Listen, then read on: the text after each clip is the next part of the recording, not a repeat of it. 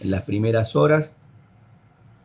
Lo tuvimos al doctor Mariano Rivet, que nos habló de accesos vasculares, y hoy tenemos el placer de presentarles a ustedes al doctor Roberto Duré. El doctor Roberto Duré es un médico que nos formamos juntos, se formó con todos nosotros. Él en este momento es médico neumonólogo, especialista en endoscopía en el, y maneja la sala de endoscopía respiratoria en el Hospital Muñiz. Este hospital tiene un significado muy importante para todos los médicos argentinos particularmente, porque el Hospital Muñiz es el hospital de infectología, donde la mayoría de nosotros comenzaron sus primeras armas en cuanto al manejo de enfermedades infecciosas, y con estos 2 años de pandemia, el Hospital Duré, el doctor Duré también nos va a contar un poco la experiencia del Hospital Muñiz en el manejo de estos pacientes que fueron difíciles para todos, pero que sobre todo para ellos, que como centro de derivación seguramente tuvieron casos muy, muy difíciles. Nos va a dar en este escaso tiempo que tiene, de alguna manera, lo que para el clínico es importante en cuanto al abordaje de la vía aérea, y además seguramente habrá lugar para algunas anécdotas interesantes que dejó y que dejaron estos 2 años intensos de atención de pacientes graves y nuevos, como fueron los pacientes de COVID. Así que Roberto, te dejamos con la audiencia y gracias por estar con nosotros. Un abrazo grande. Muchas gracias. Listo. Desconecto la cámara. Ahí. ¿Está ahí? Perfecto. ¿Se escucha? Sí, perfecto. Permito. Vamos a ver todos los... El tema... El tema que me pidieron comentarles o hablar es hablar un poco del tema del acceso a la vía aérea. Un poco, o sea, abordarlo con la perspectiva con la cual se está trabajando en el mundo, digamos. Quiero ser un poco, ahí va, vamos bien. Quiero ser agradecido, agradecido con tus palabras, Jorge. Quiero agradecer a la Sociedad de Medicina Interna. Quiero agradecer en especial, o sea, esto no tuve la oportunidad nunca de ser agradecido con el doctor Rossi, con Jorge y con todos, porque la verdad que el tiempo que compartimos al inicio de mi vida médica me dio la base de todo lo que pude desarrollar. Creo que esa base yo un poco la llamé clínica médica y cuidados intensivos, que fue el ámbito donde pudimos compartir esos años maravillosos en el Hospital Rivadavia, en la clínica Fino Quieto. En esto quiero dejar mi agradecimiento eterno a todo el grupo. La pregunta de esto es, ¿por qué un poco hablar para clínicos? Un poco la pandemia, y es cierto lo que dijo Jorge, nos obligó a repensarnos como médicos. Alguien decía que el saber no ocupaba lugar. Nosotros, de repente, respecto a la pandemia, un día se paró el mundo y de repente nosotros dejamos de hacer endoscopías, dejamos de trabajar y de repente empezamos a cambiar toda nuestra forma de trabajo.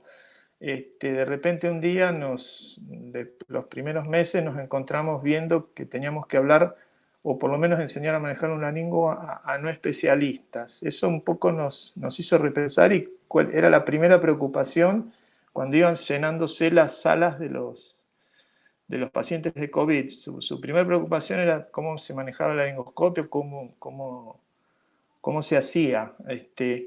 Y por otro lado, en los hospitales, o sea, por ley, siempre hay carros de paro. Y siempre la pregunta es cuántas veces se utilizan estos carros de paro. Y la verdad que las urgencias cuando se dan en estos lugares, que en estos ámbitos, o sea, todo es corrida y caos. Eso, digamos, hay una práctica que en esto que la verdad que lleva tiempo y es hasta poder lograr una expertise, ¿no? Un poco, sigo. El tema vamos a tratar de generar un camino, ¿no? O sea, siendo clínicos, necesitamos controlar la vía aérea de un paciente, en realidad para poder después instrumentarla.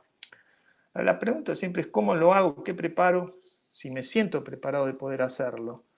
Ese es el tema. Y si tengo que intubar, en realidad, ¿cómo me doy cuenta si es simple o complejo lo que voy a hacer? O sea, ¿cómo preparo a este paciente antes de todo esto? Hay bastante bibliografía al respecto. Uno puede recomendar, hay una página de internet que se llama therewaysit.com. Estos son los demás libros que hay, bibliografía que hay dando vuelta por el sistema, y después están los algoritmos que son distintos, las sociedades de emergencia de las sociedades de anestesiología.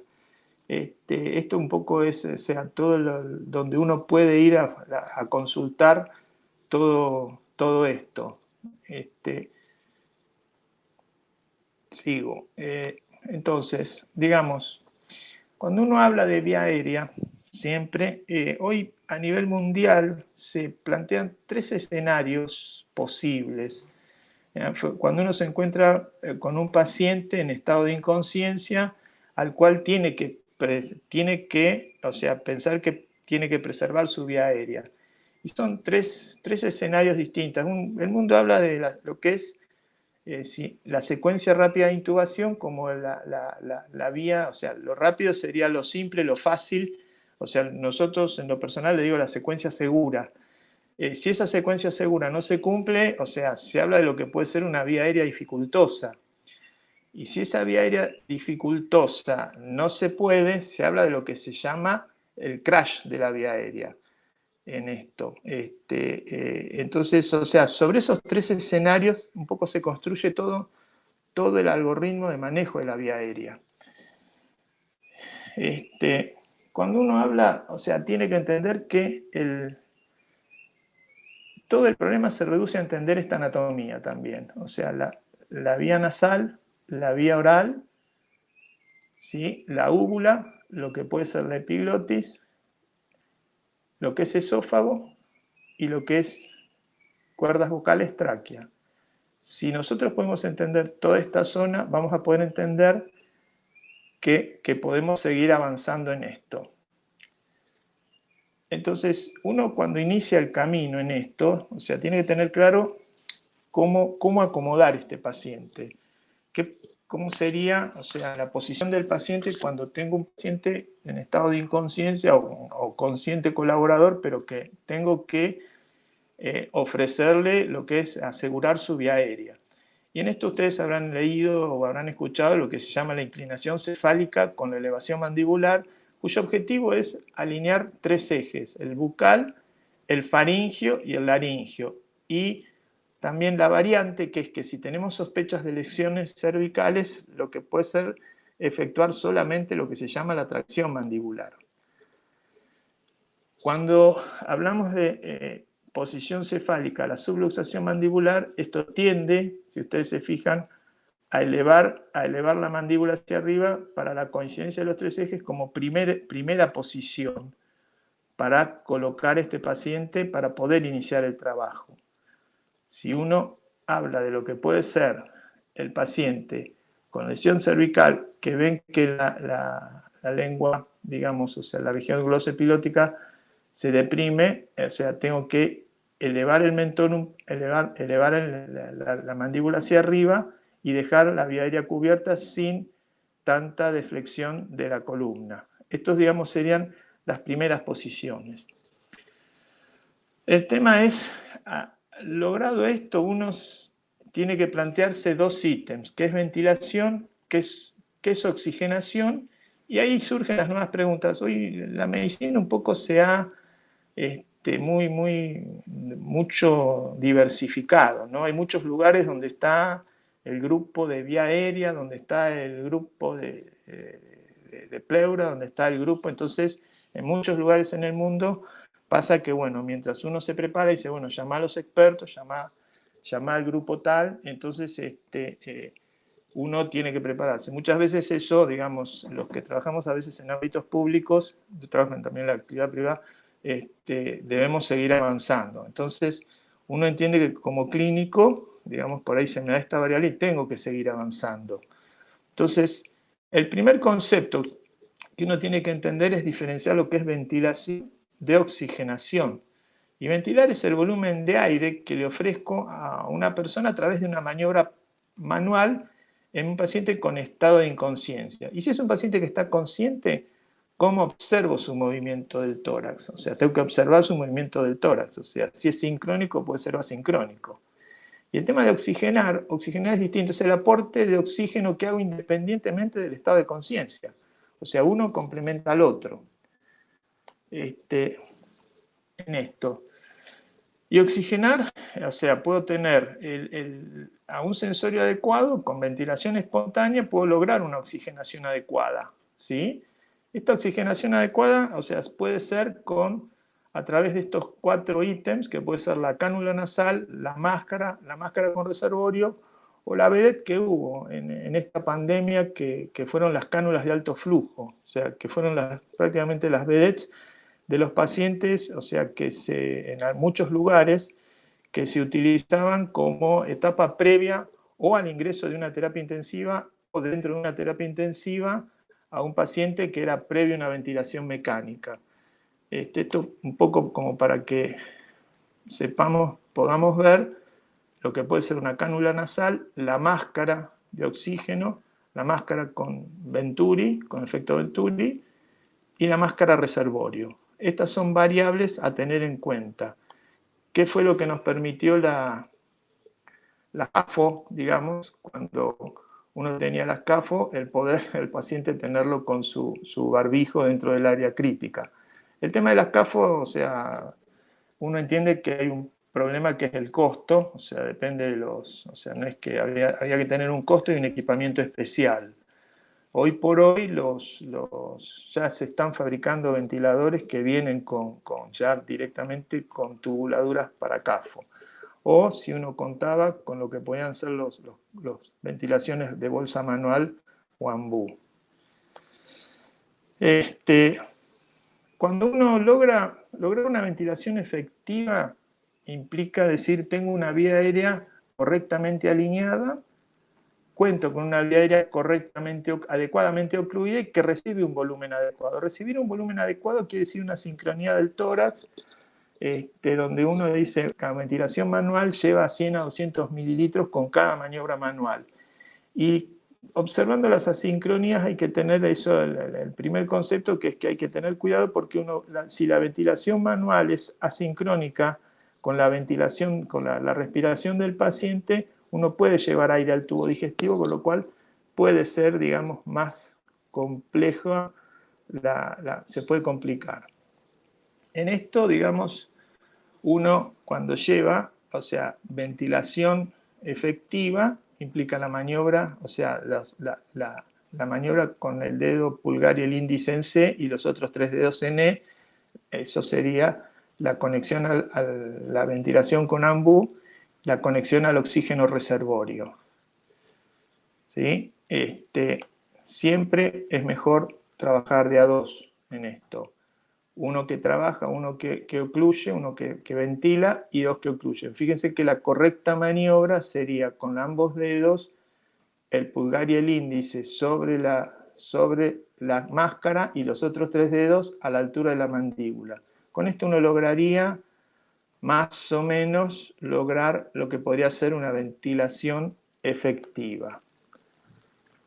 Sigamos, o sea, pero tengo dificultades, o sea, me encuentro con este problema y tengo un paciente con un cuello corto, obeso, con una celulitis de lengua. Entiendo que el experto está tardando en llegar, y uno se pone a pensar desde el punto de vista de la bibliografía, dice, bueno, o sea, hice todo lo sugerido, uno como clínico estoy en esta situación, y me planteo, digamos, ¿puedo hacer algo más? ¿Puedo llegar a tener algo más en esto? ¿Sí? Y tenemos las cánulas de Gödel, o famosas acá en Argentina les decimos cánulas de Mayo. La cánula de Gödel o Mayo, o sea, son cánulas oro, orofaringeas, ¿sí? Existen las nasofaringeas, pero que no se encuentran más, que son, no se utilizan acá tanto. Nosotros siempre tendemos a cambiar los nombres. Decimos cánula, acá en Argentina decimos cánula de Mayo, pero se le llama cánula de Gödel. ¿Esto qué permite? Colocarlo y mantener la vía oral comunicada con la laringe. Esto tiene una técnica y tiene una estrategia de colocarse. Se pone primero en sentido contrario ambas concavidades juntas, la concavidad del eje, y después se rota, cuestión de poder lograr la correcta posición que mira a la laringe. ¿Sí? Estamos en esto, ¿sí? Entonces, me encuentro frente a una buena situación, tengo una buena posición del paciente, logré una máscara con buena sujeción, vino un colega a ayudar, está correctamente ventilado, pienso que está correctamente oxigenado, correctamente monitoreado con su saturación, pero bueno, no llega la camilla para el traslado, no llega el experto en esto, ¿cómo podemos continuar? ¿Sí? Entonces, ahí me empiezo a plantear si yo estoy en condiciones de intubar, si la verdad que tengo todos los elementos que necesito, que es el aspirador para el manejo de secreciones, la ventilación bolsa manual, si cuento con un laringoscopio, si tengo lo que se llama un tubo orotraqueal, y las drogas que podría llegar a necesitar. Me lo planteo. Entonces, esto, digamos, sigo avanzando. ¿Podré yo efectuar una laringoscopía? O sea, yo ya les dije que hablar de secuencia de intubación básica, de intubación rápida, perdón, sería cuando uno encuentra una vía aérea rápida, o sea, fácilmente accesible, ¿no? A eso nosotros le llamamos vía aérea básica. Cuando hablamos de vía aérea avanzada, uno podría decir lo que es una vía aérea difícil o una vía aérea fallida, como les dije, la vía aérea crash. O sea, y en esto siempre hay que plantearse qué planes de alternativa puede llegar uno a tener en esto.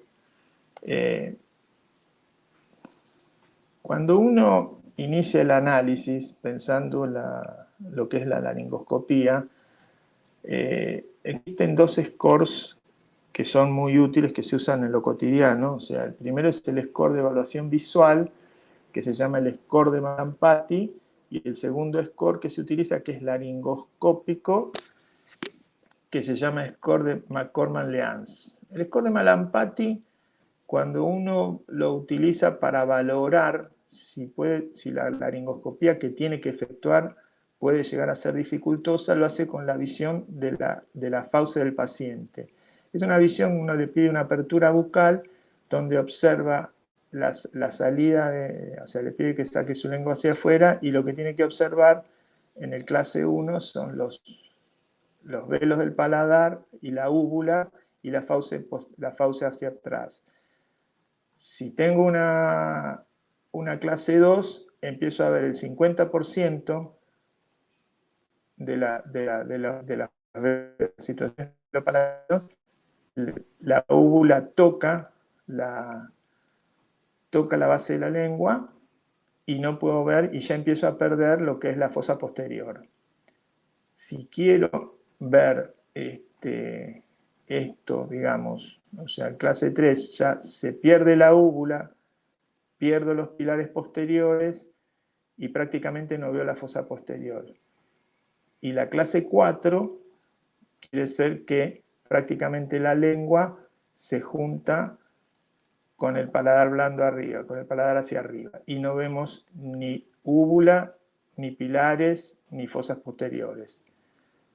Si lo voy a ver desde el punto de vista de la evaluación de la laringoscopía, hacer la laringoscopía, el grado 1 voy a ver las cuerdas vocales, el grado 2 voy a ver el 50% de las cuerdas vocales. El grado 3 voy a ver epiglotis tocándose con aritenoides, y prácticamente el grado 4 sería el aritenoides tocando con la epiglotis sin posibilidad de ver las cuerdas vocales, ¿sí?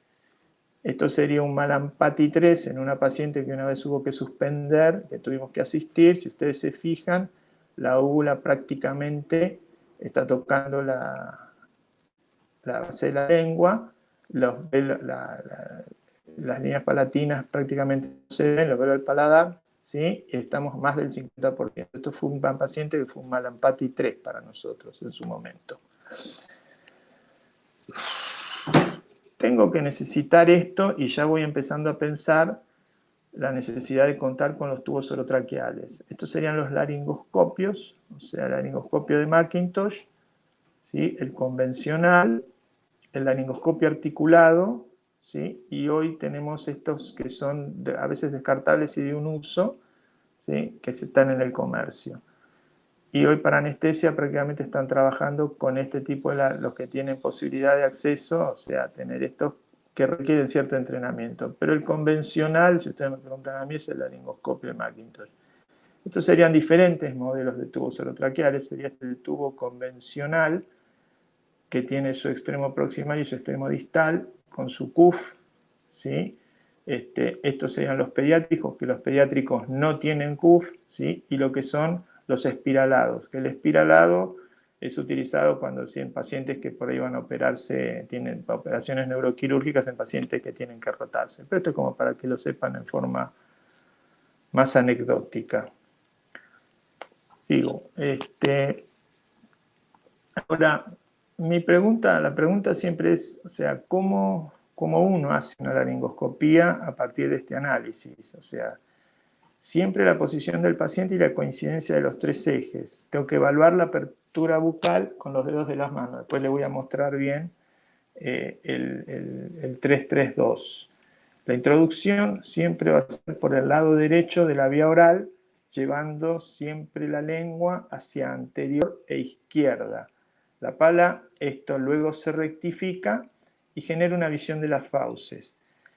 En general hay mucho en la literatura que habla de la maniobra de Selig, que es la compresión a nivel del cricoides para observar, para bajar y tener una observación de las cuerdas vocales. Si uno es muy cuestionada en la emergencia, porque es una maniobra que puede generar compresión esofágica y puede traer trastorno del glutorio o vómito del paciente si es un paciente que no está con un correcto ayuno. Es una maniobra que o sea, para intubaciones anestésicas en prequirúrgicos se utiliza muchísimo. Pero en general en la emergencia muchos la cuestionan, no todos la utilizan. Yo creo que también pienso que en la emergencia o en la urgencia está bastante cuestionada. Lo que se llama los tres ejes sería el eje bucal, el eje faringio, el eje faringio y el eje laringio. Uno tiene que intentar generar a través de la laringoscopía, poder lograr que estos se alinean. ¿Y cómo se alinean? De esta forma, ¿sí? Entra la pala del laringo, se coloca, esta sería la epiglotis, y uno intenta lograr estos tres alineamientos. La pala curva del laringoscopio. Sí, ahora hice 3 intentos, digamos, si sigo la secuencia, sigo con la ventilación de bolsa manual, tengo una cánula de Guedel, no lo pude hacer, pero hay otras variables, o sea, existen otras variables que me puedan generar tranquilidad y con las cuales yo pueda esperar en el fondo. Y bueno, ahí uno, digamos, lo que puede hacer, existe, es la máscara laríngea. La máscara laríngea, ¿sí? Es un tubo orotraqueal que termina en una especie de aro que se coloca por vía bucal y queda impactado sobre lo que puede ser la laringe y cuerdas vocales. Esto, digamos, es fácil de colocar, ¿sí? Si ustedes se fijan, esta es una maniobra que ingresa, se coloca bimanual, de sujeción manual, y queda puesta con el dedo. Fíjense en cómo queda la visión endoscópica, queda la laringe puesta, la visión de las cuerdas. Este es algo muy utilizado en este tipo de pacientes, que son los quemados, o sea, donde uno a veces, este tipo de pacientes requieren otro tipo de experiencia para poder hacerlo. Pero digamos, son elementos que uno para contar en la urgencia pueden ser muy útiles. ¿Sí? Existe lo que se llama, y esto no se encuentran en Argentina, pero existen en el mundo, la máscara, el tubo King LT, que son tubos de intubación esofágica con un orificio de ventilación hacia la vía aérea. Uno intuba directamente el esófago, tiene 2 insuflaciones y tiene el orificio que ventila.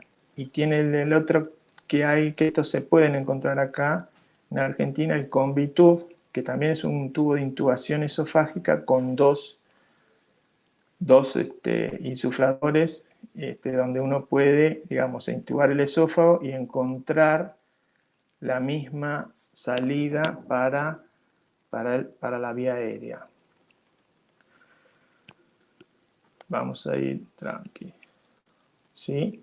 Ahora, tengo un problema, o sea, y empezamos, o sea, ya con el problema del concepto de lo que es la vía aérea difícil. Me cuesta ventilar, entonces, o sea, en el mundo hoy utilizan mucho las siglas, ¿sí? O sea, la ventilación difícil utilizan el concepto, o sea, las siglas MOANS. MOANS significa, o sea, seguir MOANS. Entonces, el M es una máscara, un Malampati 4 y un paciente masculino. Es un paciente que puede estar obstruido, que puede tener su obesidad, que puede tener su apnea. Es un mayor de 55 años que no tiene dientes, o que puede ser un tórax rígido, que es un EPOC, que es una neumopatía, es un paciente con problemas, o sea, trauma. En esto, estos pacientes, digamos, plantean lo que puede ser la ventilación difícil. Esta regla se utiliza muchísimo. Y en esto uno también sigue, perdón, esto lo tengo que correr, salió, bueno, el tema es la laringoscopía difícil, la apertura bucal, ¿sí? La evaluación de la maniobra 3 dedos de 3-3-2, ¿sí? 3 dedos de apertura bucal, 2 dedos de tiroides, de mento ioideo, y 3 dedos de tiroioides, ¿sí? Bueno, no se corre, no importa. En esto sería la regla Lemon, ¿sí? Mirar la apertura, evaluar los tiros, evaluar el Malampati, la obstrucción, y si es un paciente que tengo dificultad en la movilidad del cuello. En esto, digamos, tenemos que pensar que preoxigenamos también. Y ahí la pregunta es, ¿por qué preoxigenamos? ¿Sí? Nosotros el oxígeno que respiramos de aire, dentro de este concepto de ventilación, volvemos a la oxigenación, tenemos que tener claro que oxigenar implica que tenemos que retirar todo el nitrógeno del alvéolo para preparar un paciente para una mejor tolerancia a la apnea, que no desature en el momento de intubar. Los tiempos, la verdad que los tiempos que uno maneja, según las diferentes secuencias, o sea, según las diferentes publicaciones, o sea, la secuencia de intubación rápida te hablan de que 3 a 5 minutos son más que suficientes para la oxigenación. Todo eso es relativo. Siendo una vía aérea difícil o una vía aérea crash, uno tiene que pensar que todo el tiempo que pueda tiene que ser, digamos, lo que se oxigene. ¿Es útil en todos los pacientes? Sí, es útil, pero no es efectivo, no es la misma respuesta en todos. O sea, cada paciente absolutamente es diferente. Tenemos pacientes que pueden ser cardiológicos, con Jung, que pueden tener bajas reservas, entonces pueden tener absolutamente respuestas totalmente distintas a la oxigenación, ¿sí? Y esto es uno. Fíjense que este es un paciente que es diferente, pero es colaborador. Si este paciente no fuera colaborador, nosotros, o sea, estaríamos en un problema, si uno lo piensa. No tengo apertura bucal, no tengo forma de posicionar el paciente para una maniobra, dependo de que él me ayude para ventilar y para oxigenar. Me queda solo la vía nasal. En cambio, este es un paciente que es no colaborador. Y acá tengo que, o sea, no colaborador, un paciente que, y esto tiene que ver un poco con mostrarles lo que se ve adentro cuando uno ventila a estos pacientes, o sea, cómo se comporta la vía aérea internamente, la ventilación del paciente, esto se llama los colapsos dinámicos severos con los movimientos ventilatorios, donde prácticamente en la inspiración colapsa toda la vía aérea. Y cuando uno oxigena y ventila, logra un poco la apertura de ambos bronquios, como para tener una buena ventilación.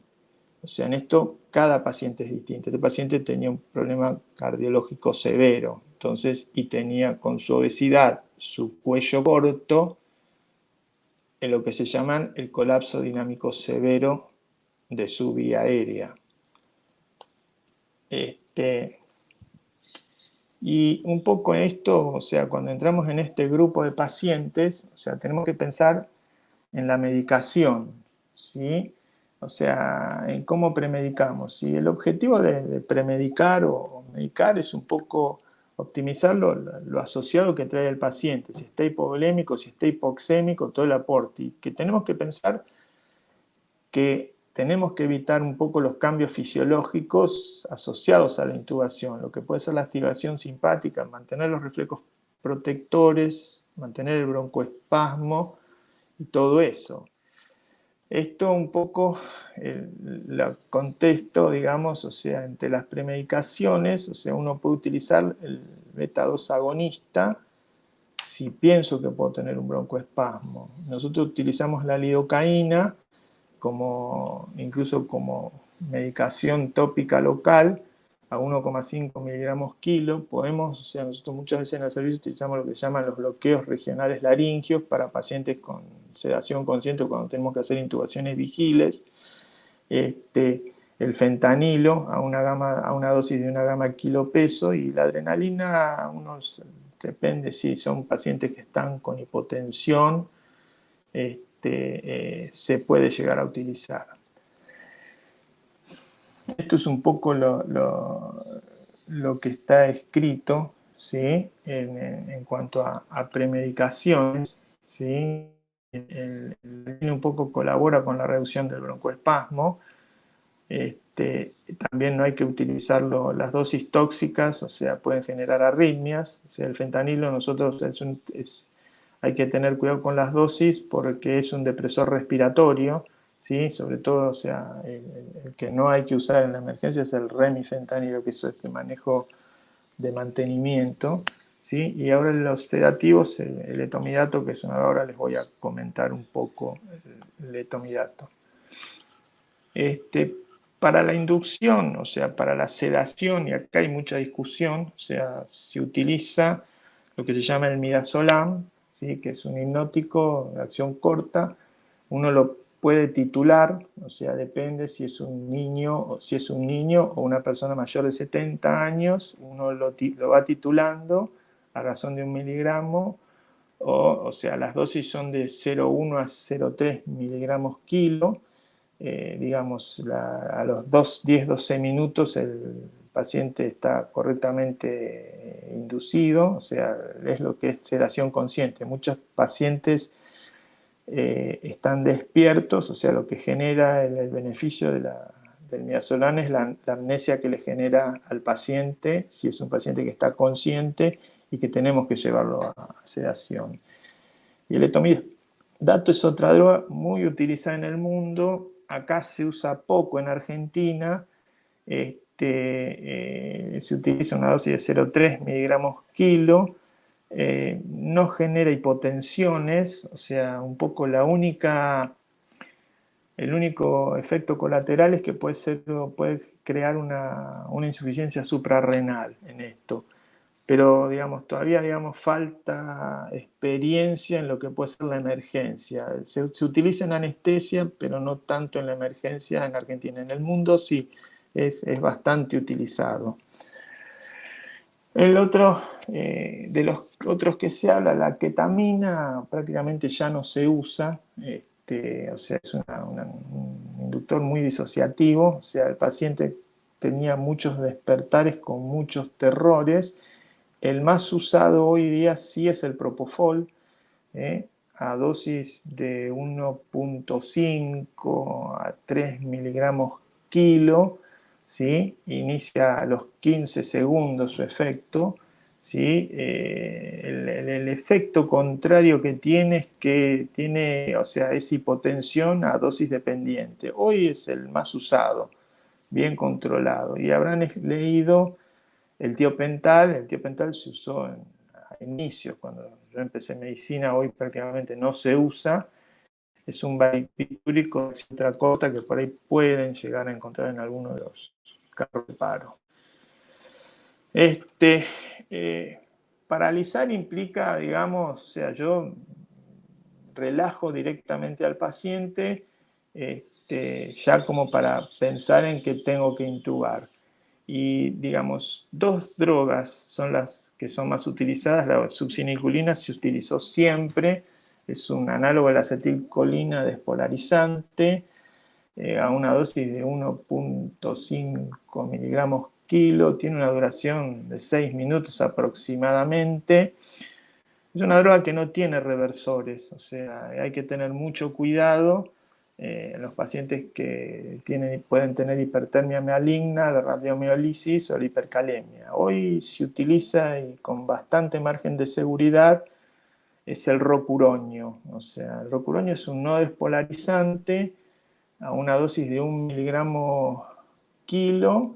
Tiene una duración aproximadamente 45 minutos. O sea, yo ahí les voy a confesar que en el Muñiz hacemos las anestesias de nuestros pacientes. La verdad que lo utilizamos y la verdad que no hemos tenido muchos mayores problemas.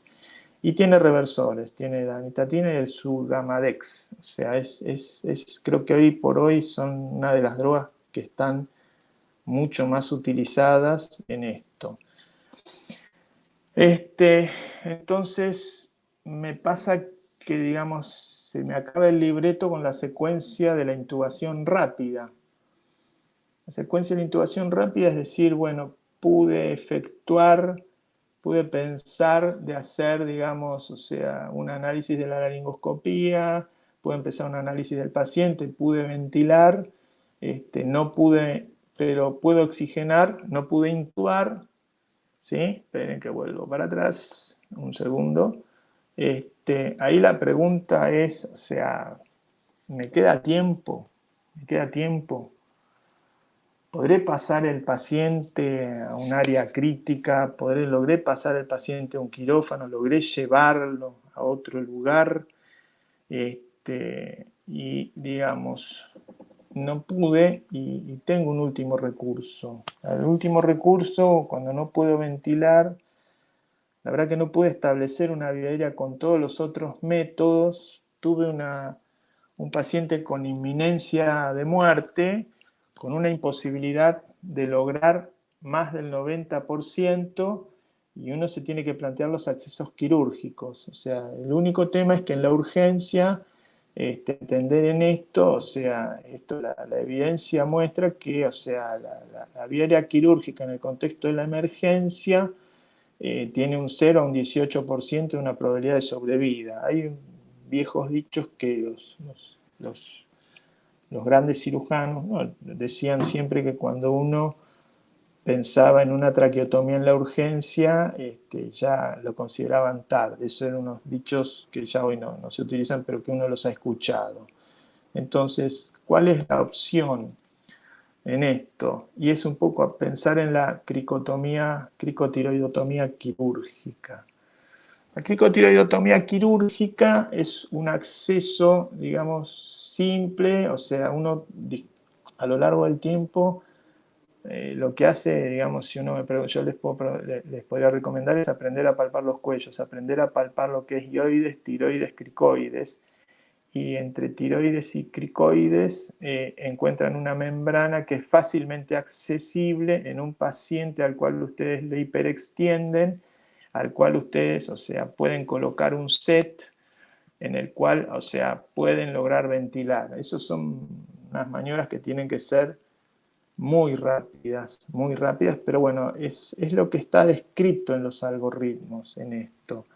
La verdad es, o sea, uno, digamos, de lo personal no hemos tenido que trabajar en esto, sí hemos tenido problemas.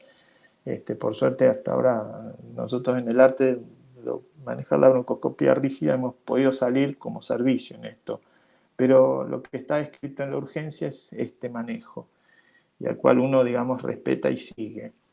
Entonces, o sea, pero bueno, tuve yo la suerte por ahí de llegar, ¿no?, a un área donde, bueno, me pueden ayudar, ¿sí? Entonces, o sea, llegamos, tampoco un poco la fibra óptica es, o sea, es la salvación en la urgencia, pero digamos, pude llegar a un área donde hoy, digamos, o sea, o pudo llegarme el televisor al área y pude pensar, digo, bueno, voy a poder efectuar alguna intubación con algunos de los métodos de fibra óptica.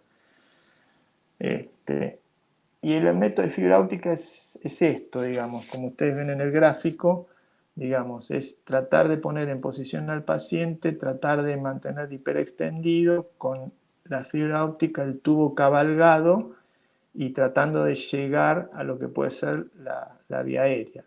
Esto sería un poco la visión, cuando uno entra, esto sería la visión del tubo orotraqueal visto de afuera, y esto sería la visión del tubo orotraqueal mirando las cuerdas. ¿Sí? Esto sería un poco el uso de la fibra óptica dentro de lo que puede ser, digamos, el apoyo en lo que puede ser una intubación dificultosa. Pero también tenemos estos problemas. O sea, ustedes se imaginan, esta paciente tiene buena apertura bucal, pero tiene este problema a nivel de cuello. Fíjense donde uno tiene que ir a buscar esta laringe hacia lateral, es absolutamente imposible poder encontrarla a nivel laringio y a nivel bucal. Esto fue una maniobra que fue a nivel nasal. Si ustedes se fijan ahora, fíjense que esta foto fue prepandemia, justo fue los meses antes. Hoy por hoy uno esto no lo vería. Y después tenemos un poco las no convencionales, ¿sí? En esto, o sea, esta paciente, digamos, o sea, que nos habían derivado en su momento con una estenosis traqueal, tenía una cirugía comando, había quedado con una estenosis traqueal con apertura bucal, y la verdad no teníamos abordaje con ella hasta que ella nos enseñó, ¿verdad?, que la paciente que nos seguimos comunicando hoy, y ella misma fue la que nos enseñó a que teníamos que intubarla por ahí. Este otro caso, digamos, se da una situación de trauma, de una situación de pelea. O sea, yo hice muchos años guardia de endoscopía los sábados, sigo trabajando, y en las llamadas de urgencia, del sistema, siempre encontramos estas experiencias. Esto se dio un día que estábamos, o sea, un día a la noche, otro de los hospitales de la red llamaron para resolver este problema. Digamos, uno lo único que atinó es a pensar de que por ningún método convencional se iba a poder resolver este problema. Entonces, uno tuvo la suerte, digamos, o sea, era un paciente que no se podía sedar, no se podía relajar, no se podía, o sea, había que mantenerlo en ventilación espontánea, estaba, digamos, con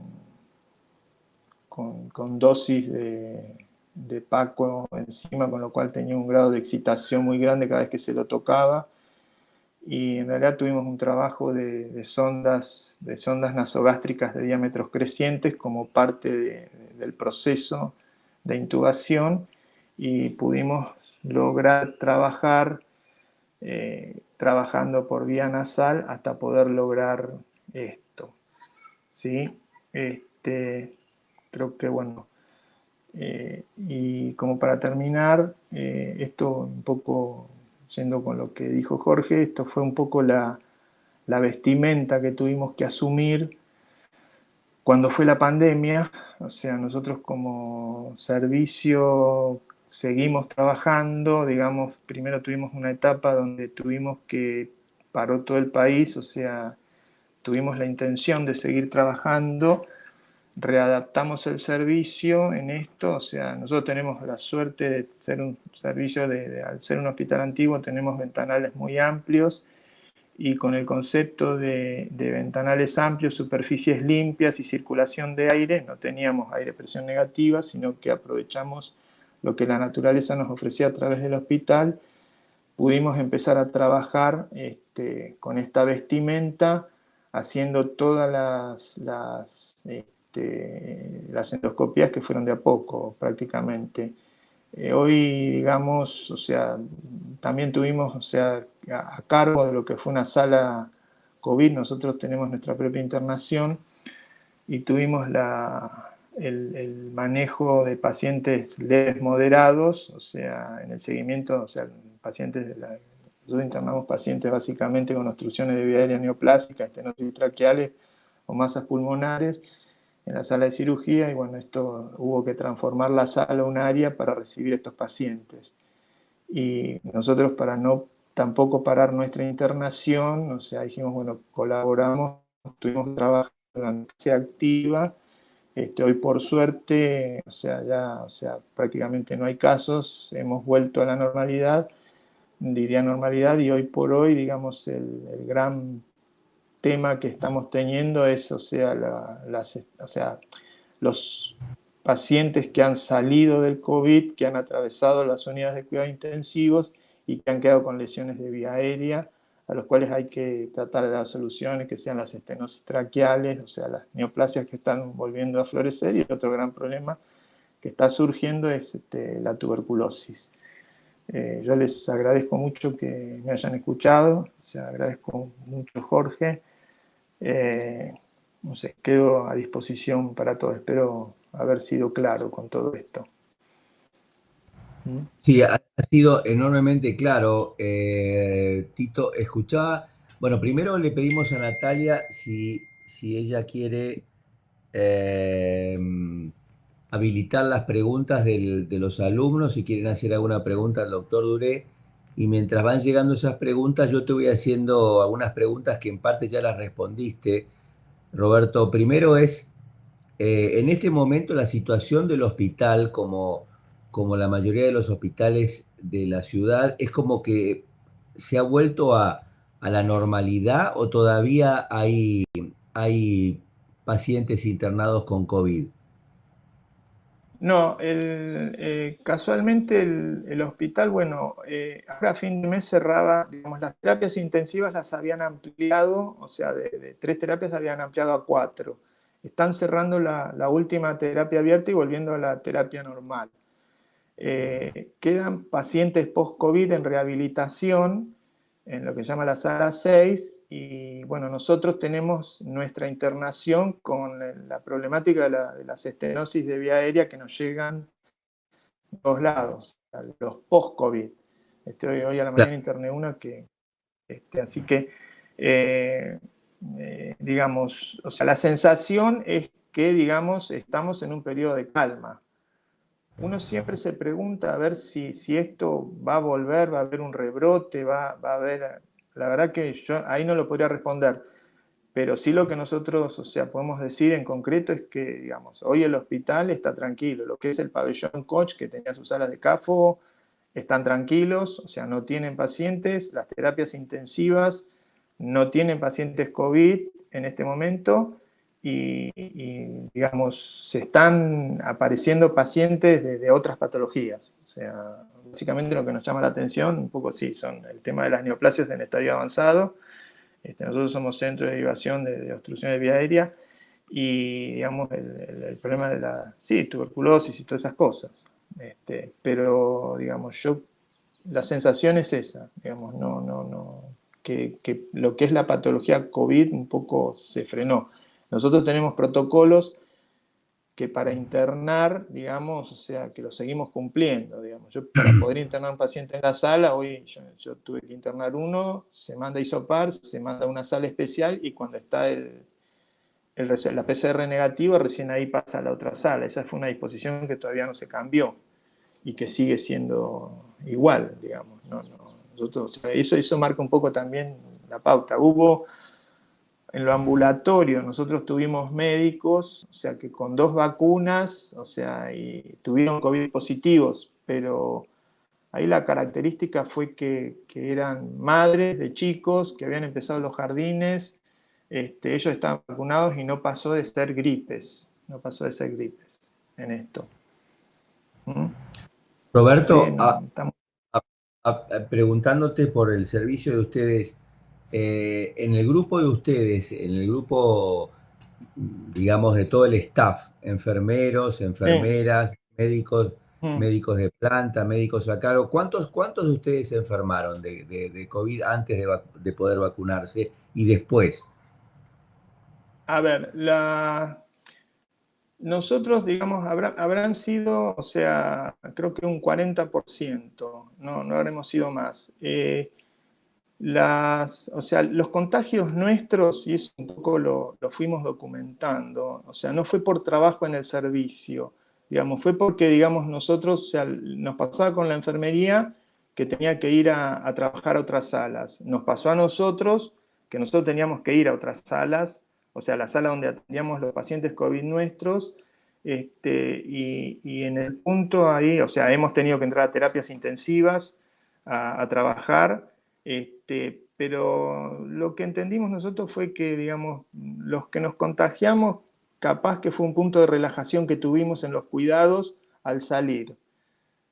Porque nosotros o sea, teníamos un protocolo que lo seguimos cumpliendo, ¿no? O sea, dentro del servicio. Pero habremos sido enfermeras, de los médicos que tuvimos COVID, no fueron todos, fueron 3 o 4, fuimos 3 o 4, enfermeros sí, hubo varios, pero eran los que trabajaban en otros servicios también.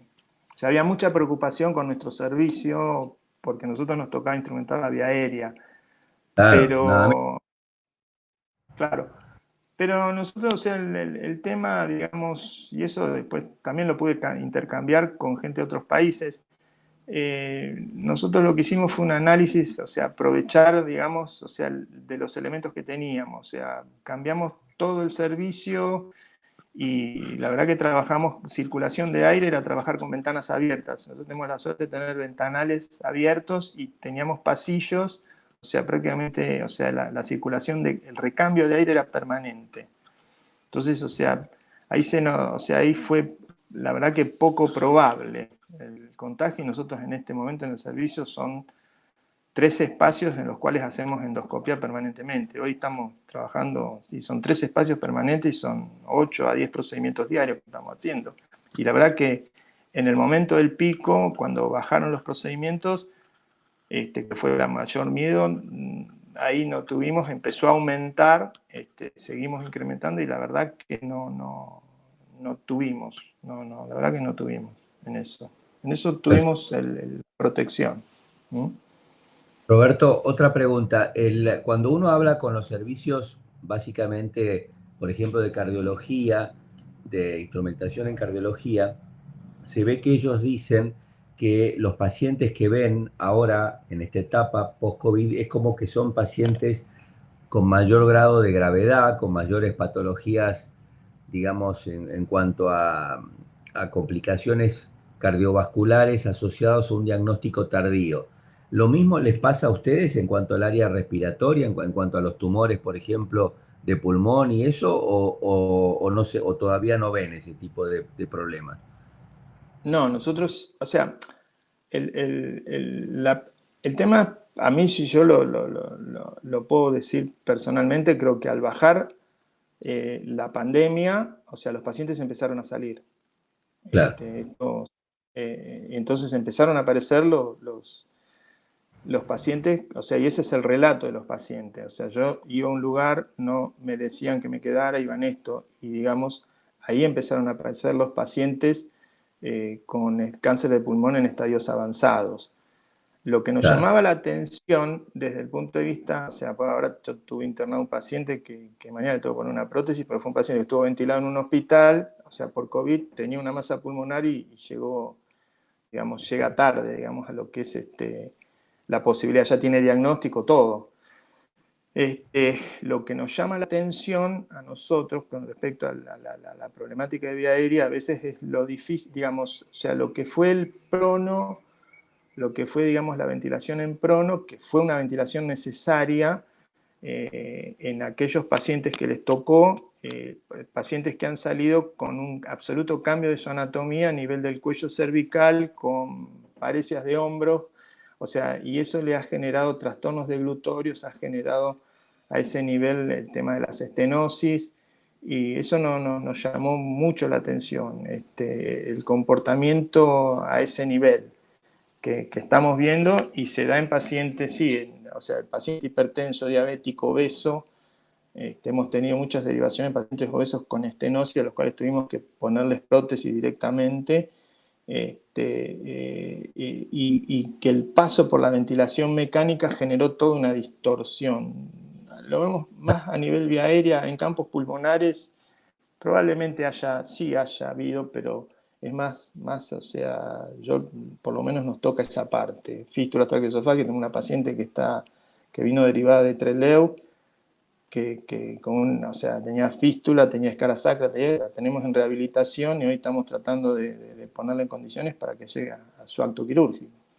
Cosa que, claro. bueno, está costando, pero lo tratamos por lo menos. ¿Mm? En eso. Perfecto. Roberto, bueno, estamos llegando al final de tu charla porque ya son las 18 horas. Acá, acá de alguna manera, el mejor corolario No, de tu charla te lo da un alumno que dice: el mejor neumonólogo de toda Cava, siempre dispuesto a hacer fibroendoscopías de no. nuestros pacientes de Hospital Arena. Muchas gracias. Así que No, no, Jorge. uno de los oyentes te conoce, o sea, claramente te conoce, porque nosotros que te conocemos sabemos de tus condiciones, no solamente profesionales, sino humanas. Entonces, adivinamos que No, seguramente habrás recibido algún paciente que nadie quería recibir y que vos seguramente lo no. habrás instrumentado y recibido. Así que, Voy a ser honesto, el WhatsApp mío funciona para toda la red de la residencia, y agradezco al paciente del PENA, creo que mañana tengo un paciente del PENA, tengo uno del Durán y creo que venía uno del Tornú, donde está mi hijo haciendo la residencia ahí. Este, pero sí, sí, no, no, o sea, la verdad que uno lo hace con mucho placer y la verdad que cada paciente que mandan para mí es aprendizaje y estoy agradecido de poder recibir a estos pacientes y ayudar en la red. yo creo Te que, lo yo creo agradezco. que yo creo, Tito, que hablando un poco de lo que vos estás diciendo, de lo que dice el doctor que te manda este mensaje, y en general la sensación que he tenido todo este tiempo es que a los conocimientos y al aprendizaje se ha agregado una palabra que hacía mucho que no usábamos, que es la solidaridad. Yo creo que esto nos ha permitido entre los médicos en este grupo de gente que ha tenido que enfrentar la pandemia en primera línea, la solidaridad y esas condiciones humanas que a veces no se rescatan, creo que ahora han sido de un valor enorme para permitir manejar esta pandemia que afortunadamente parece estar ya mirándose desde atrás. Así que, Eh, bueno, esa es la sensación que uno tiene. Así que, Tito, te agradecemos enormemente. No sé no, si Miguel Falasco o Silvia quieren hacer alguna pregunta al doctor Duré. Si no, le agradecemos y vamos a pasar a la segunda parte que la va a dar el doctor Eduardo Calina. Bueno, Tito, te agradecemos bueno, enormemente. Un abrazo grande. muchas gracias, Solamente Jorge, un decir que gusto de verte, ¿eh? Gracias, Un abrazo gracias, grande. gracias. Abrazo no me grande. escuchó. Hasta luego. Chao. Yo se lo escribí ahí a Jorge de la Hola, provincia. hola, Miguel. No, Jorge, yo te quería decir que también de la provincia de Buenos Aires siempre está dispuesto a nosotros también desde el Hospital Fiorito con una enorme predisposición a resolvernos todos los casos que tenemos con trastornos respiratorios severos y que necesitan una fibra de urgencia. Sí, el doctor Duré realmente, ahora que no está, podemos hablar mejor aún de él que cuando estaba, porque daba un poco de vergüenza, pero el doctor Duré es una persona, es un médico de esos realmente con un gran conocimiento de lo que hacen, pero además con una enorme capacidad solidaria. Entonces, es cierto lo que dice el doctor que le manda un mensaje, es cierto lo que dicen ustedes, siempre está dispuesto para dar una mano. Él está en el hospital nada menos de enfermedades infecciosas de la ciudad de Buenos Aires, ha tenido un enorme trabajo. Él se enfermó hace exactamente un año de COVID, justamente, entre otras cosas, por su enorme exposición realmente, y es un ejemplo. Así que para nosotros fue un placer tenerlo, que nos diera su experiencia. Y Miguel, si a vos te parece bien, vamos a pedirle a Natalia si ella nos dice que está todo ok, que podamos proyectar la charla que nos va a dar el doctor Eduardo Calina. El doctor Calina es una persona muy importante en cuanto el concepto de abuso de sustancias en Argentina. Es un pionero en cuanto al manejo de este tipo de pacientes y el de destacar la importancia del abordaje integral de estos pacientes y tratarlos con la seriedad del caso. No sé si Natalia, hubo dificultades en cuanto a las posibilidades de grabar la clase del doctor por algunos inconvenientes que tuvimos en cuanto al grabado. No sé si Natalia, eh, acá está la charla del doctor. Si vos querés ponerla y lo escuchamos atentamente al doctor Eduardo Calina, que como digo, es un referente de Argentina en el manejo del abuso de sustancias. Él seguramente, como yo le pedí en su momento, iba a tratar de abordarlo desde su visión, una visión muy global, muy integradora y que tiene digamos, el defecto el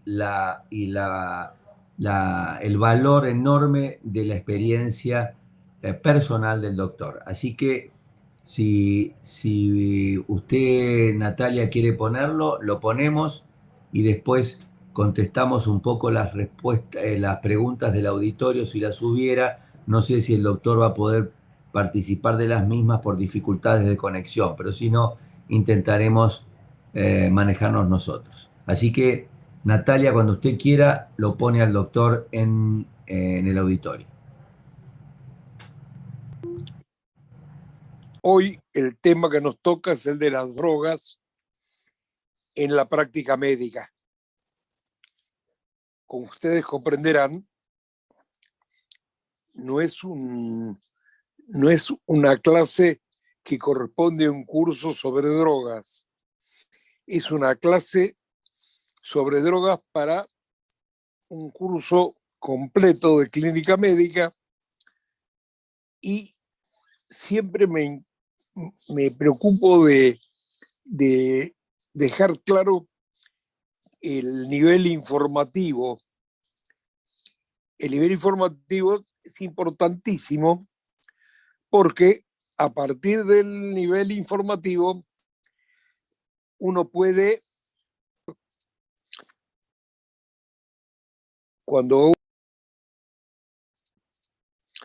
hubo esta visión histórica breve, que en mi vida se dio un fenómeno muy, muy especial, porque yo me recibí en enero de 1960. Digo enero porque tenía que haber terminado en diciembre, pero la mesa, por razones de los profesores, se desdobló y terminé en enero. Y mi comienzo del posgrado, que primero hice un posgrado psicoanalítico, pensando en esa época un gran entusiasmo por el psicoanálisis, y se dieron las condiciones para que en marzo ya del año 61 pudiera empezar la formación psicoanalítica, que duró 3 años, es decir, que en el 63 se terminó. Pero acá viene lo interesante. Yo era muy joven y tenía muy cara de nene, como me decían todos, y me decían, tenés que dedicarte a adolescentes porque por tu cara, por tu forma de ser, es un tipo de paciente que te va a venir bien con vos. Y esto fue muy interesante porque no había especialistas en adolescentes. 1 o 2 colegas, el doctor Eduardo Salas, el doctor Jorge Robati, estaban empezando a interesarse en el tema, pero no había libros, no había revistas, no había publicaciones especializadas en el tratamiento de adolescentes. Sí, ya había, especialmente en el ámbito psicoanalítico, un trabajo sobre niños, porque en Argentina, en esa época, estaba la doctora Arminda Verasturi de Pillon Rivier, de quien se separó en ese periodo y quedó como Arminda Verasturi, que fue la pionera del psicoanálisis de niños para América Latina, pero de adolescentes casi no tenía experiencia, y entonces me encontré con que tenía que hacer todo, porque no tenía a dónde recurrir, ni siquiera libros. Y tomé una modalidad que me gusta mucho plantearla, que quede claro en la clase, que fui desde la práctica a la teoría.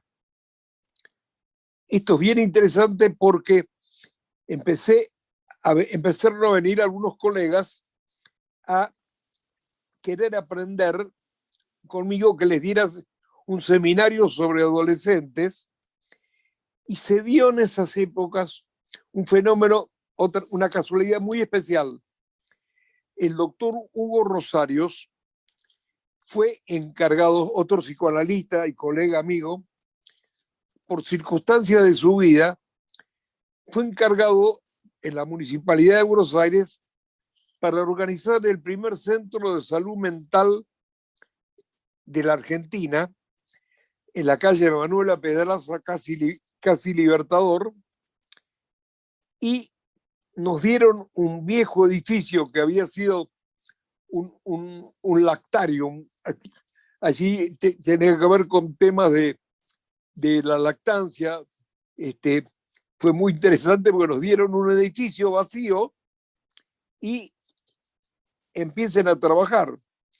Y Hugo Rosario se rodeó de 3, 4 colegas, uno especialista en niños, yo un especialista en adolescentes, otro doctor especialista en adultos y otro en gente de tercera edad.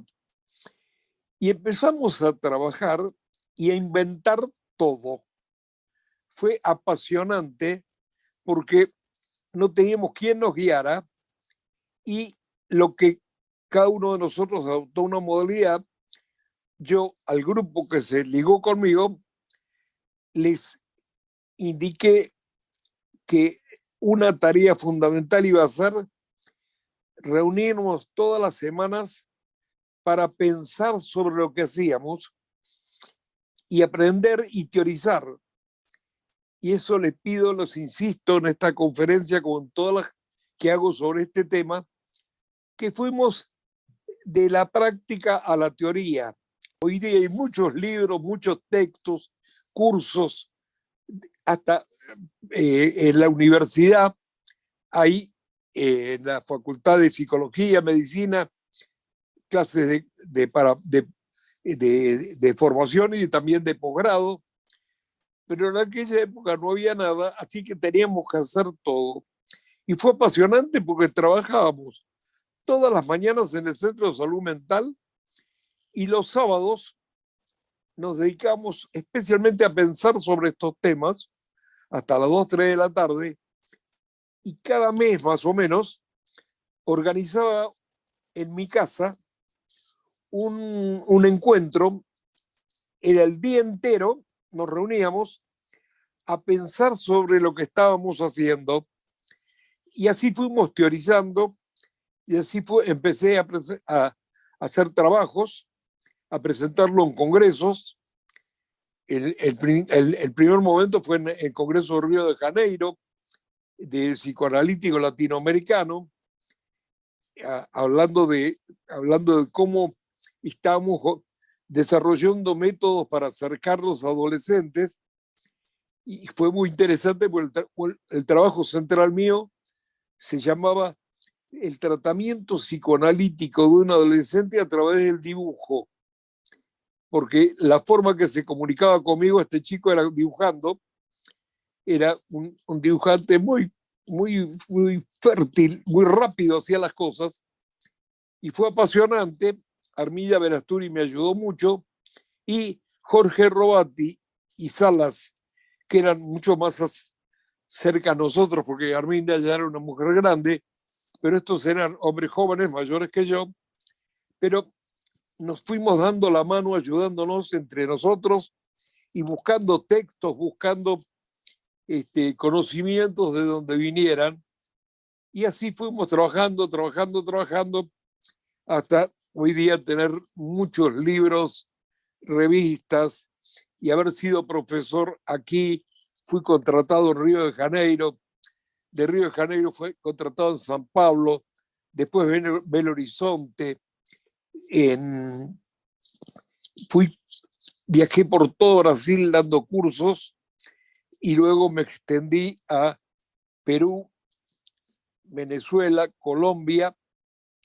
Luego me fui 2 años a Venezuela, del 77 al 79, a enseñar y a trabajar allí con la gente. Ayudé a formar 2 clínicas.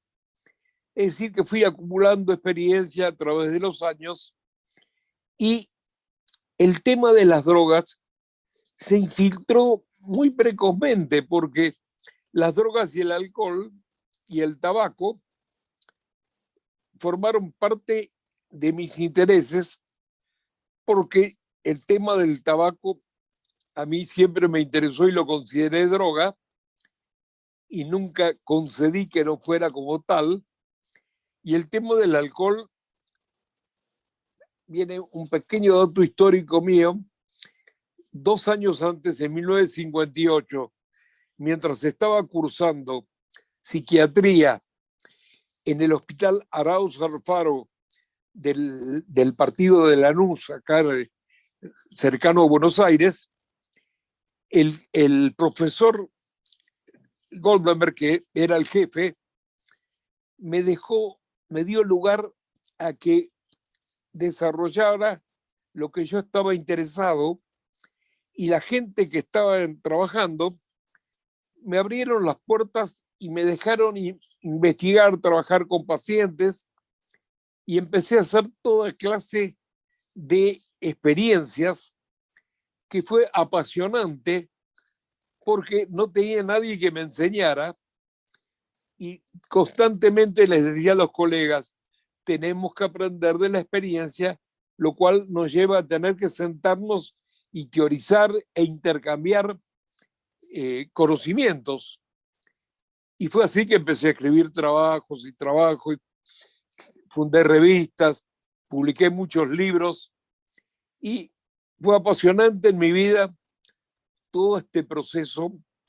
Y el tema de las drogas, y aquí viene el tema interesante para los médicos que cursan en estas ocasiones, el tema de las drogas llegaba a todos los médicos. Lo que pasa es que la gente no sabía qué hacer y se cometían exageraciones o absurdos de todo tipo y la mayor de las partes de las veces una negación absoluta de qué hacer porque se desconocía.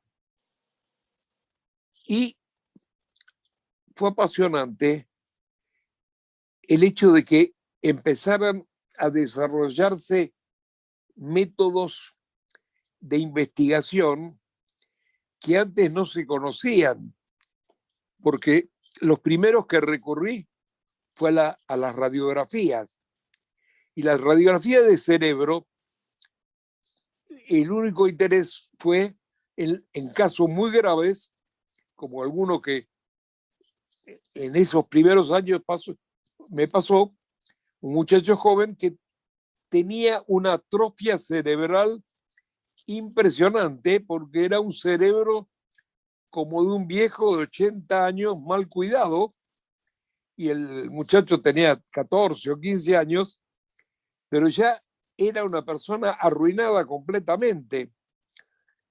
Y ahí empezamos a enseñar, señores, esto no es una diversión, como ya muchos le daban el significado, esto llega al cerebro.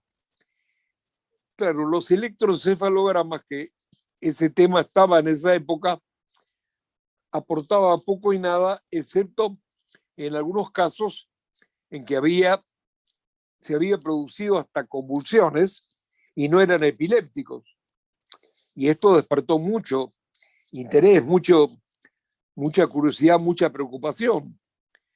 Pero también empecé a viajar a congresos y a conocer gente del exterior que estaban también acercándose al tema. Lo interesante es que me contrataron en Río de Janeiro para dar cursos, que empecé a ir todos los meses junto con Armenda Verasturi, que a ella la contrataron para dar cursos sobre niños, y íbamos un viernes y nos quedábamos hasta el domingo a la noche o el lunes a la mañana, pero con el tiempo esto fue creciendo, los cursos se fueron ampliando y fue impresionante el trabajo que hicimos y cómo se reunieron alrededor mío muchos jóvenes que fueron haciendo aportaciones fenomenales y en todos lados siempre colocaba, señores, vamos de la práctica a la teoría. Es necesario aprender a pensar sobre lo que hacemos porque no tenemos libros que nos guíen, lo cual es, por un lado, un déficit, pero por otro lado, un desafío interesantísimo. Un challenge, como se dice en inglés, que es un desafío, y esto nos llevaba a trabajar y pensar permanentemente lo que estábamos haciendo e ir descubriendo, porque empezamos a ver con determinadas drogas consecuencias inesperadas. Por ejemplo, en esa época había una tendencia a minimizar la marihuana. Lo tomaban como un cigarrillo más. Y cuando empecé, hoy el tema que nos toca es el de las drogas en la práctica médica. Cuando empecé a trabajar con jóvenes con consumo intenso de marihuana, y empezamos con los psicólogos del equipo a hacerles evaluaciones cognitivas, porque le hacíamos una radiografía del cerebro o una tomografía y en general no aparecía nada. En los electroencefalogramas nada muy especial, pero cuando empezamos a ver los trastornos cognitivos que producía, fue interesantísimo porque también descubrimos por qué la gente que fumaba, y ahí vimos que la marihuana quedaba en el cerebro varios días, no era un cigarrillo común que el efecto se va rápido. Había tendencia a los choques, accidentes de tráfico, claro, porque la cabeza no estaba bien.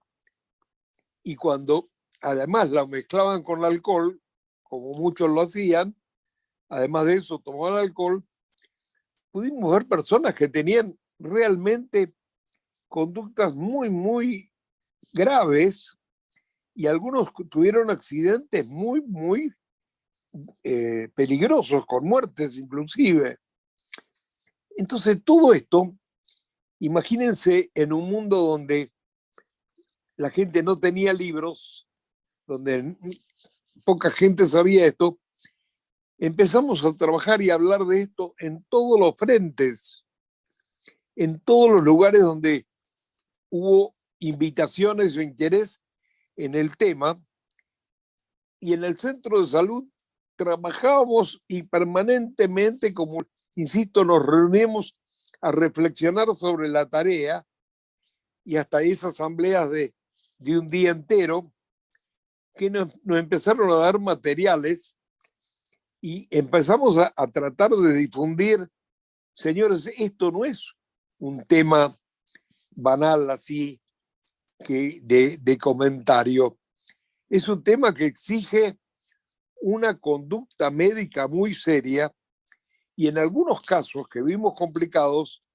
bueno, tuvimos la suerte de encontrar colegas de clínica médica, de neurología, y todos los aportes que nos hizo la tomografía, cuando empezamos a ver atrofias cerebrales, daños cerebrales reales.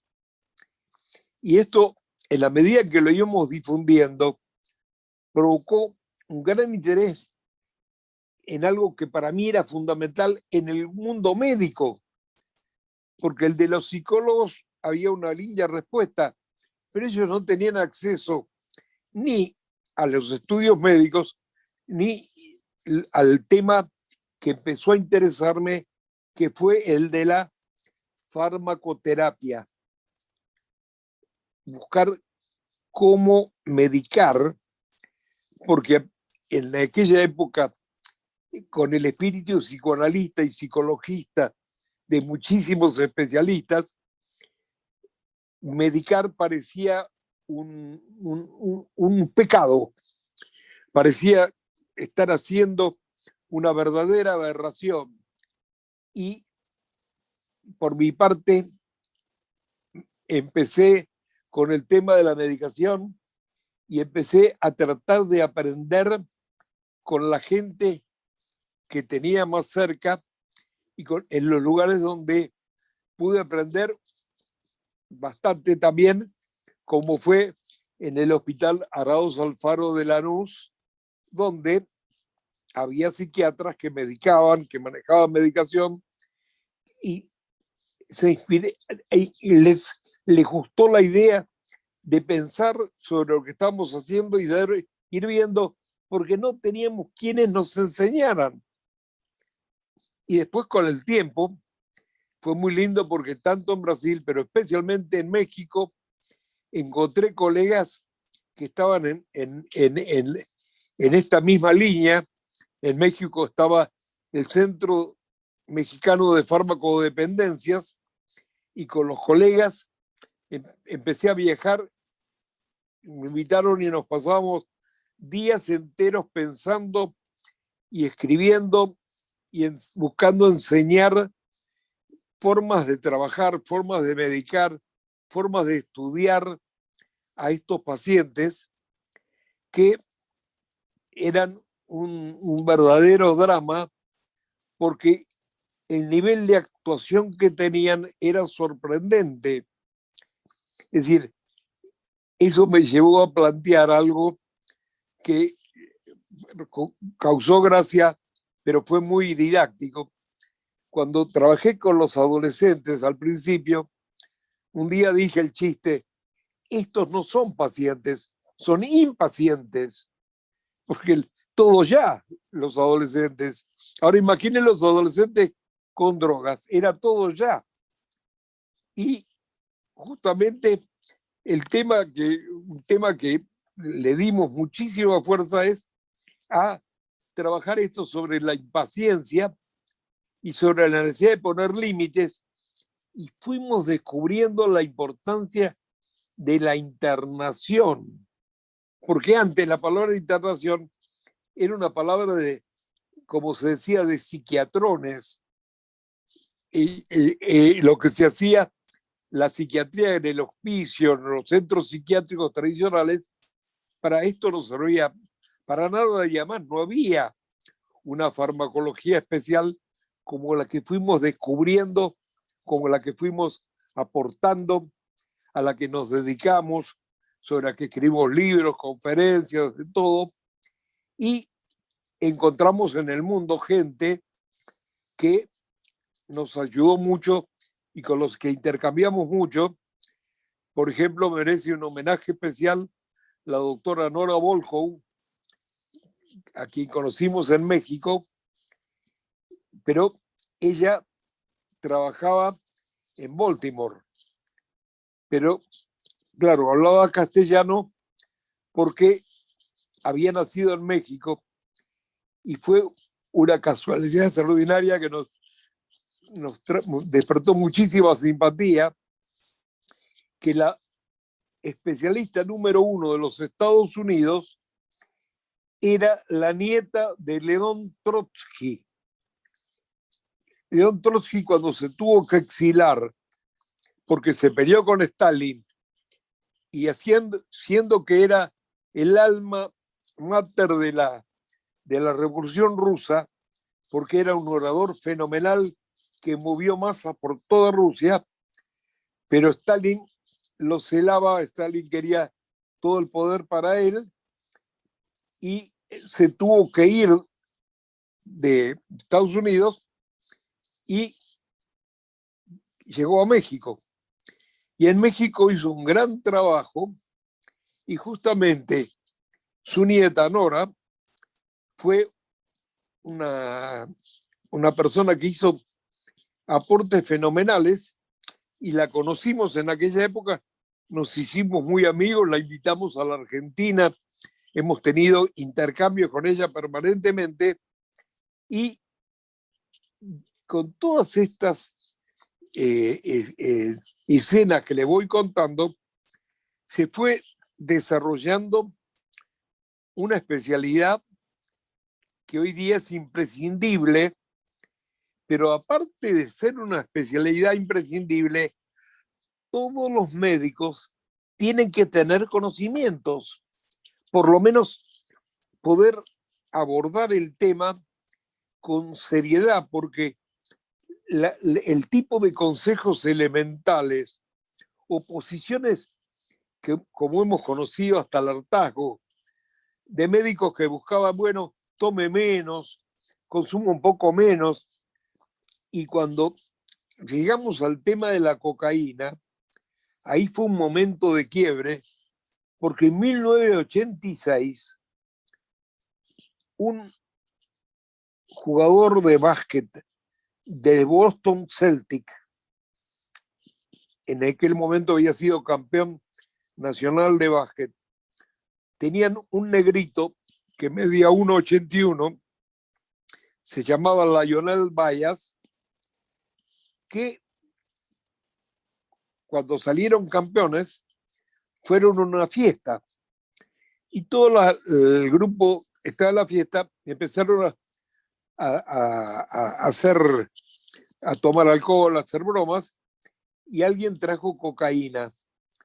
y decidieron que Lionel Bayas sea el que la pruebe para ver cómo era, porque para todos era una droga recreacional. Y estando en la fiesta, Lionel Bayas prueba la cocaína y tiene un infarto mortal en esa misma situación. Cayó muerto. Imagínense la crisis que se armó y el escándalo como el de Maradona acá. El presidente de la Nación pidió al Congreso norteamericano una comisión investigadora y ahí nació la cardiología de la cocaína, porque distinguidísimos cardiólogos empezaron a estudiar cómo era esto, lo que había pasado, y ahí pudimos colocar muy bien a partir de ese momento que la cocaína es un enemigo total del corazón que puede lesionar severamente las arterias, provocar obstrucciones por daño, y que cuando los daños en las paredes de las arterias generan trombitos que circulan, cuando se llegaban a arterias más chicas como las coronarias o arterias cerebrales, provocaba infartos de miocardio o lesiones de tipo cerebral, y con hemiplejías, con en las paredes de las arterias generan trombitos que circulan, cuando se llegaban a arterias más chicas como las coronarias o arterias cerebrales, provocaba infartos de miocardio o lesiones de tipo cerebral, y con hemiplejías, con daños muy grandes. Y ahí nosotros tuvimos que tomar la bandera y luchar con el mundo para que se entendiera que no era ninguna diversión, ni era un tema para legalizar, como planteaban muchos, tema que hasta el día de hoy es un tema que seguimos discutiendo en todos lados, sino que tenía que estar absolutamente prohibido. Y planteamos la necesidad urgente de empezar a enseñar en todas las facultades de medicina, y se llegó inclusive en muchas facultades a incluirla como materia, o enseñarla en clínica médica, enseñarla en farmacología, enseñarla en psiquiatría. Pero este tema, que fue de la práctica a la teoría, revolucionó la medicina hasta el día de hoy, que estoy con ustedes, colegas clínicos, tratando de darles este panorama para despertar el interés de ustedes en este tipo de consumos, porque hoy día valoramos enormemente la importancia de buenos consejos que puede dar el clínico muy precozmente, y que antes, por ignorancia, hacían la vista gorda o concedían. Y justamente el secreto de la lucha contra la droga, y acá viene el punto culminante de la clase, es instaurar el no. La gran medicina para tratar el tema de las drogas es el no. Desde no probar a no seguir adelante, aprender a decir no a las drogas. No, no, no, no. Por eso yo digo siempre, por algo, los 10 mandamientos del Viejo Testamento y del Nuevo Testamento, el tema de los 10 mandamientos es fundamental, porque mete en la cabeza de la gente el concepto del límite.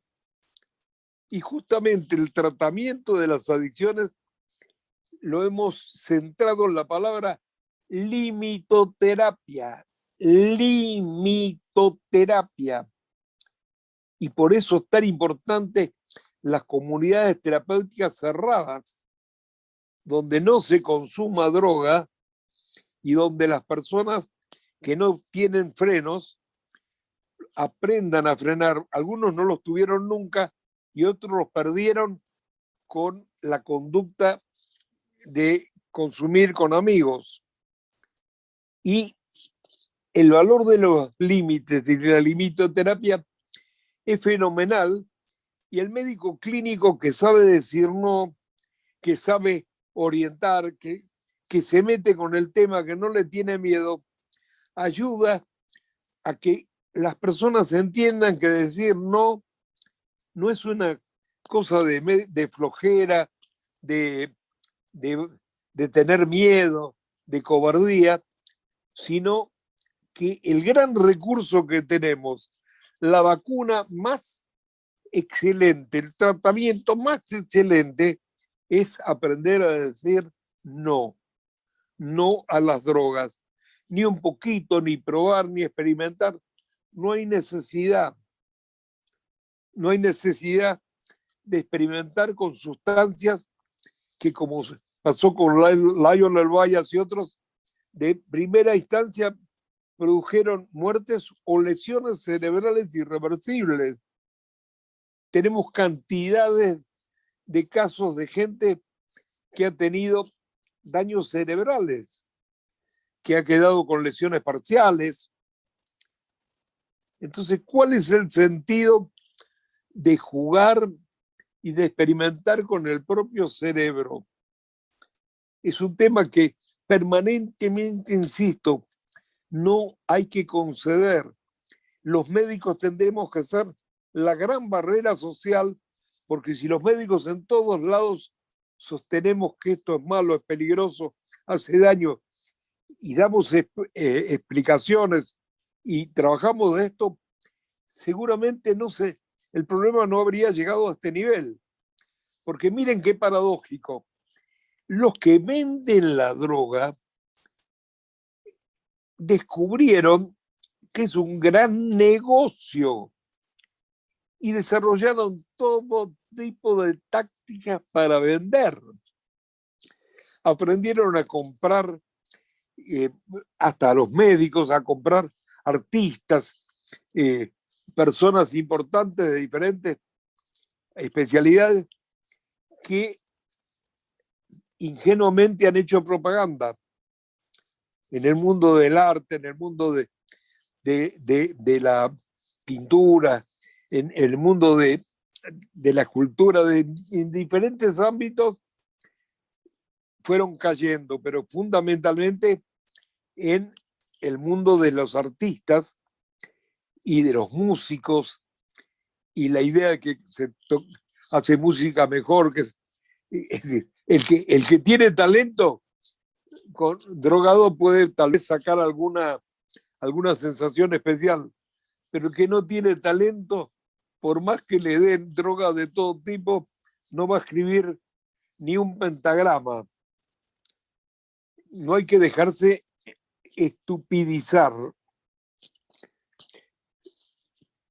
Las drogas estupidizan. Piensen que la palabra adicto etimológicamente significa esclavo. En la antigua Roma, cuando alguien no podía pagar una deuda, podía tomar un préstamo. Y cuando el préstamo no lo podía pagar, tenía una opción. Podía pagarlo con sí mismo. Pasaba a ser un esclavo de la persona a quien se le debía. Se transformaba en un adicto a tal señor. Adicto significa etimológicamente esclavo. Y la persona perdía la libertad para siempre, como ocurre con las drogas, que provocan modificaciones en las estructuras cerebrales a partir de las lesiones y que se evidencian generalmente por por la química, pero también por estudios sofisticados que se fueron desarrollando, porque las resonancias magnéticas nucleares cerebrales, las tomografías y los estudios más sofisticados de los últimos años nos han permitido demostrar daños insospechados años atrás. Y entonces, señores, los médicos somos una barrera impresionante para transmitir la cultura del no. El médico no puede dejarse llevar por explicaciones superficiales. Dedicamos nuestra vida a que mejorar a la gente, a curar a la gente, a tratar de que las personas tengan ganas de vivir y vivan mejor, y no podemos ser parte de los que arruinan la vida a la gente. Entonces, esta charla pretendo generar interés en ustedes. Cada uno después va a buscar en los diferentes ambientes cursos, libros, conferencias, revistas. Hoy día hay materiales de todo tipo, y aprender de este tema, estudiarlo bien, no dejarse llevar por las propagandas baratas que salen por todos lados buscando clientela, porque los mafiosos descubrieron muy bien que este es un negocio muy lucrativo.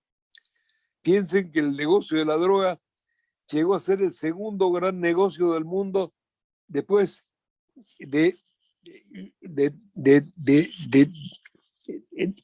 a ver cómo plantearlo. Entró a ser uno de los negocios más fabulosos que existen, y encontraron mafiosos por todos lados que invierten en esto y logran hacer revistas, películas, de todo, y hay que estar constantemente advirtiendo a la gente, aclarando a la gente, buscando detectar dónde se lo induce, porque el gran tratamiento, y con esto cierro la clase, es decirle no a las drogas en todos los niveles. No, no, no y no. Espero que esta charla les resulte de interés, y veremos después en el debate cómo podemos ampliarla, qué otros conceptos podemos agregar de lo que ustedes puedan necesitar saber y que yo los pueda ayudar. Y si no, buscamos de dónde aprender, porque constantemente estamos aprendiendo. Y recuerden siempre, es muy importante aprender a ir de la práctica a la teoría. Es muy apasionante. Muchas gracias.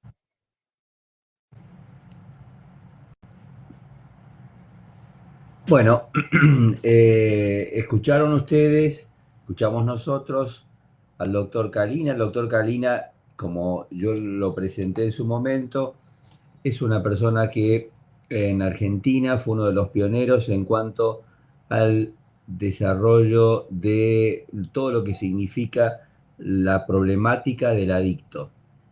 El doctor Kalina en estos minutos que estuvo con nosotros trató de plantear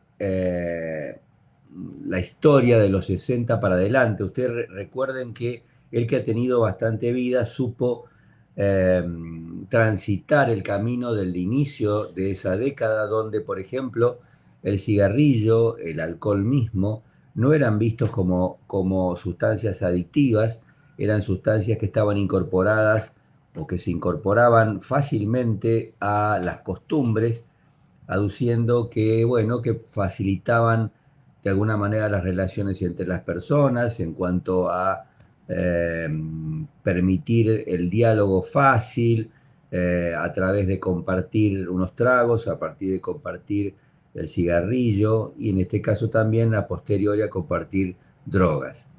Entonces, recuerden ustedes el concepto yo diría tres cosas para no hacerla muy extenso. El concepto de que todas las sustancias adictivas están dentro de las sustancias tóxicas. Tóxicas fundamentalmente para el sistema nervioso central, generando una distorsión de la realidad que muchas veces termina trágicamente. Si ustedes analizan en los hospitales de la ciudad de Buenos Aires cuáles son las sustancias o cuál es la principal causa de accidentes mortales en la ciudad de Buenos Aires, los accidentes de tránsito, los accidentes de moto, los traumatismos de cráneo, la gran mayoría, más del 85-90%, tienen una o dos sustancias circulando de manera tóxica por el organismo. La más común, el alcohol, habitualmente asociada a nicotina, cocaína, Paco, variantes del Paco, sustancias anfetaminas, eh, el famoso benzodiazepina triturado y administrado por vía endovenosa, el alprazolam triturado y administrado por vía endovenosa, en fin, un sinnúmero de sustancias, lamentablemente, que al no frenarse, al no inicialmente no ofrecer el no como alternativa, sino, bueno, quizás un poco, bueno, se empieza con una sucesión de dramas que terminan muchas veces en un accidente grave, como decía, para darles un ejemplo de la ciudad de Buenos Aires, o incluso con la vida de los pacientes. La toxicología, los accidentes por tóxicos en la gente joven, en los menores de 30 años, es la principal causa que se asocia a decesos en este grupo etario. Bueno, hoy vamos a terminar más temprano. La idea sería recordarles que en el mes de noviembre, el martes que viene, vamos a dar el examen de la adicción a sustancias, como lo hicimos con las charlas que lo hicimos dirigidas por el doctor Garay en el mes de octubre. Además, en el mes de noviembre, el segundo martes, la segunda semana de noviembre, vamos a estar abocados al Congreso Virtual de Medicina Interna, donde vamos a tener mucha tarea el martes, el miércoles, el jueves y el viernes de esa semana. Después tendremos las últimas charlas del año y por fin en la primera semana de diciembre haremos el examen final. Doctores, entonces nos estamos viendo la semana que viene, empezando con el examen de los temas que hemos tratado durante el mes de octubre. Muy bien, buenas noches y estamos viéndonos el martes que viene.